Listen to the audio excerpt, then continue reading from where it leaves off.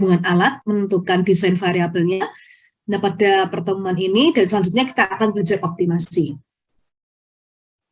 Sebentar, saya share screen dulu ya. Ini. Share screen saya bisa dilihat? Bisa, Bu. Bisa.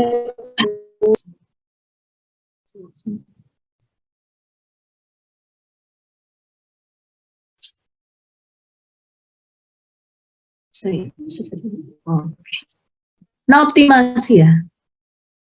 Optimasi itu mau ngapain tuh?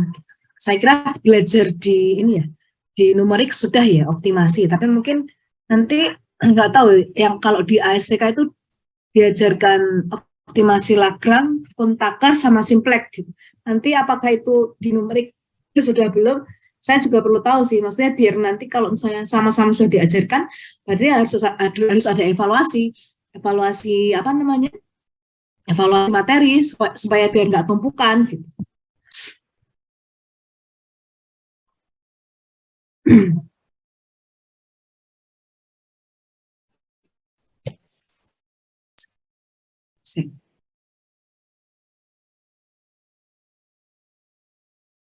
Saya record ya.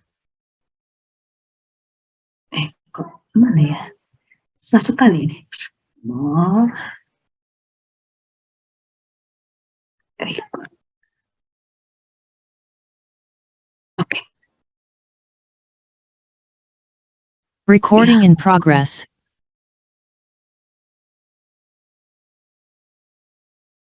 Oke. Tujuan optimasi itu apa? Optimasi. Mencari kondisi optimum. Kondisi optimum. Kondisi optimum itu yang bagaimana toh? Yang paling menguntungkan. Jadi bisa dua ya, optimasi itu bisa kita mencari maksimasi, mencari nilai maksimalnya, atau mencari minimasi, mencari nilai minimalnya. Minimasi. Kapan kita saat maksimasi? Kapan minimasi? Tergantung case-nya, tergantung objective function-nya, tergantung fungsinya mau cari apa.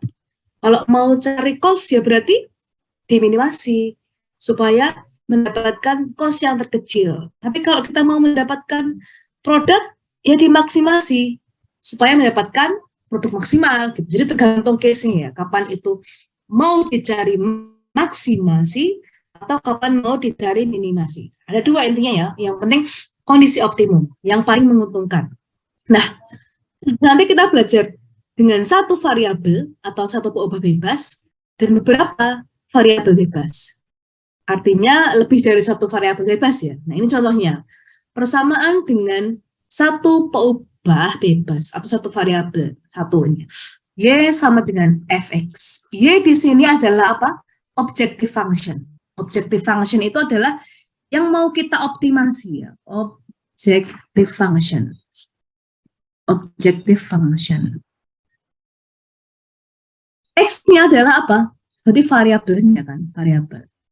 Ini adalah yang mau kita ubah-ubah supaya objektif maksimal atau minimum. Nah, harga Y dikatakan maksimum atau minimum jika turunan pertamanya sama dengan 0. dx-nya sama dengan 0. Misalnya kita misalkan persamaan mudah aja dulu. Y sama dengan 5x kuadrat ditambah 2x, misalnya gini, tambah 10. Berapa nilai Y maksimum atau minimum? Fikria? Halo ya, Bu. Nah, jika ada persamaan Y sama dengan 5x kuadrat tambah 2x tambah 10, berapa harga Y agar maksimum atau minimum? 10x plus 2.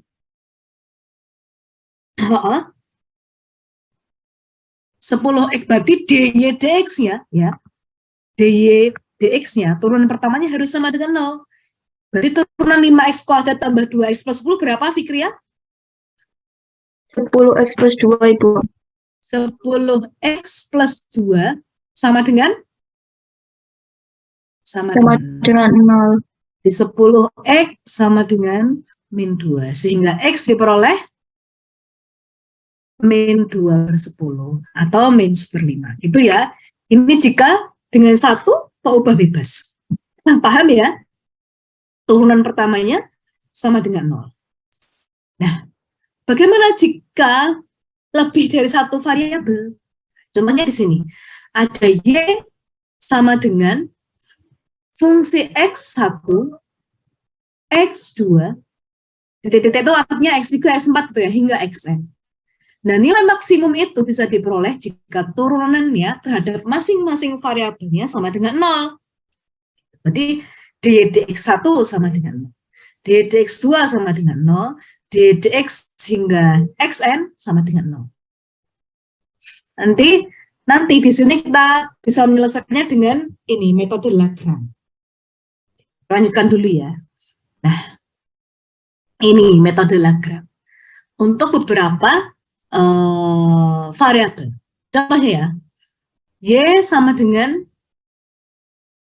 F X1, X2, Xn. Ini ya, fungsinya ini. Nah, misal antar variabel bebas ada hubungan matematis, nah ini adalah constraint. Ada batasan. Jadi dari case-nya itu ada constraint atau batasan.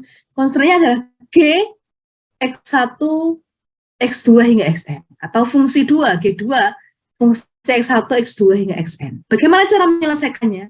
Nah, berarti gini, maka keadaan optimum terjadi pada, saya tulis fungsinya, Y, ini Y sama dengan fungsi X1, X2, Xn. Nah, ada dengan constraint atau batasan, ada G1 fungsi X1, X2 hingga Xn. Dan G2 X1, X2 hingga Xn. Nah, bisa dicari optimum jika nilainya ini. Pertama, dy diturunkan terhadap X1.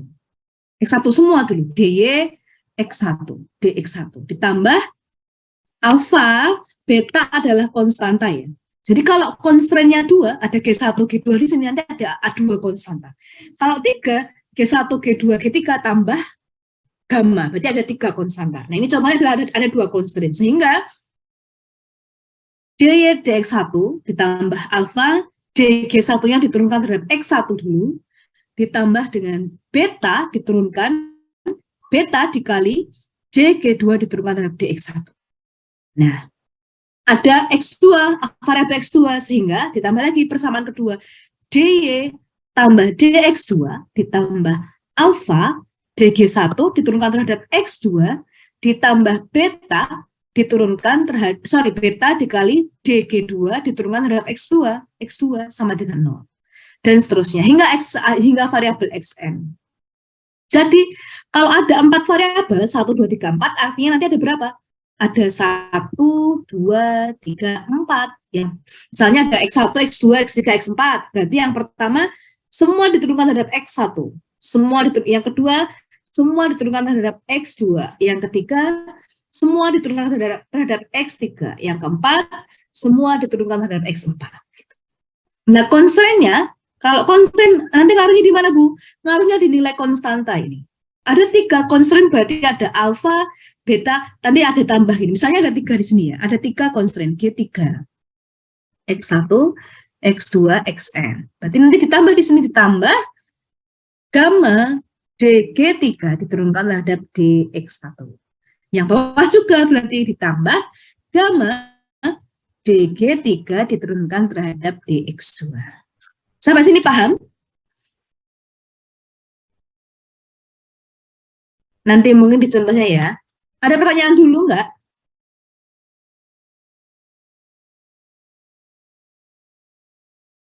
Halo? Belum ya? Saya lanjutkan ya. Oke, saya lanjutkan dulu. Ini sudah tadi ya. Nah, ini contoh ya. Contoh optimasi ukuran tinggi tangki. Nah, akan dibuat suatu tangki silinder tegak dengan volume V, fit pangkat 3. Ongkos dinding tegak, CS dolar per feet kuadrat. Ongkos tutup, CT dolar feet kuadrat. Dan ongkos dasar tangki B, bottom CB dolar per feet kuadrat. Ingin dicari ukuran tangki yang memberikan harga minimum. Nah, dari kalimat ini kita bisa menganalisa ya. Ingin dicari ukuran tangki yang memberikan harga minimum. Berarti objektif fungsinya apa? Harga minimum, ya kan ya? Tujuannya adalah harga minimum. Meminimalkan harga. Variabelnya ya ukuran tangki. Ukuran tangki itu bisa diameternya, bisa tingginya, gitu kan ya? Nah, berarti harga. Ya? Jadi ukuran tangki yang memberikan harga minimum. Kita lihat ini kan perluas ya. Berarti menghitungnya adalah harga selimut atau harga selimut tangki dikali dengan luas selimutnya.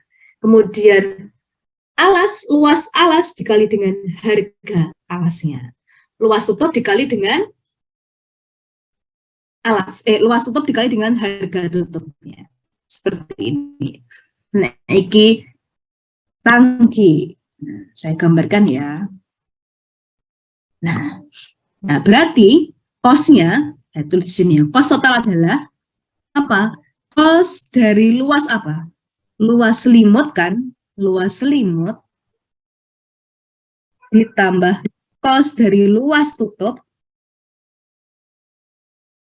plus cost luas alas, iya kan ya? Nah, luas selimut yang mana? Ya, luas selimut ini berarti. Berarti ini adalah luas selimut tadi adalah CS dikali apa luas selimut?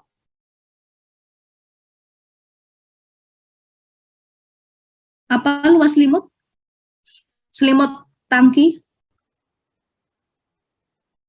Kalau ini ini saya jabarkan ya, biar nanti yang belum paham jadi paham. Panjangnya apa ini berarti? Kelilingnya. Halo? Kelilingnya. Apa kelilingnya? PD. PD.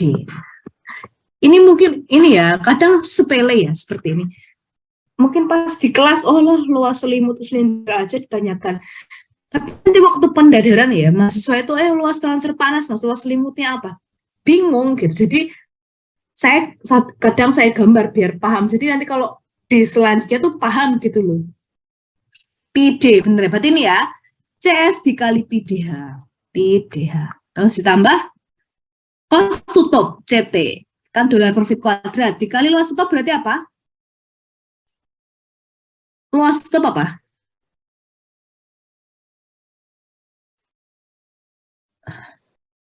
Luas tutup apa? Hah? Kuadrat, Bu. Ya, apa? Lingkaran, Bu. Seperempat lingkaran, seperempat PD kuadrat. Nah, ditambah luas bottom alas dikali sama ya, seperempat PD kuadrat. Nah, jadi gini ya. Di sini ya, angkus total ya. Paham ya, ini ya, dapetnya dari mana ya? PDH luas selimut, ini luas tutup dan luas alat. Seperempat PD kuadrat. Nah, volumenya kan nanti diketahui volume fit pangkat 3. Volume itu, kalau volume silinder berarti kan seperempat PD kuadrat kali H kan ya. Luas alas dikali tinggi, berarti seperempat PD kuadrat dikali H. Sehingga H sama dengan 4V per PD kuadrat. H sama dengan 4V per PD kuadrat. Nah ini hanya kita ganti dengan 4V PD kuadrat. Sehingga C gini ya, C sama dengan CS dikali PDH diganti 4V per PD kuadrat ditambah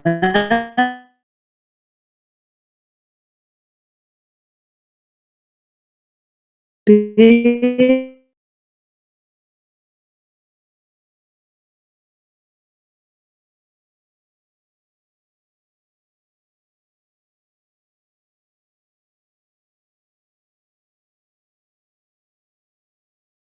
tambah CT plus CT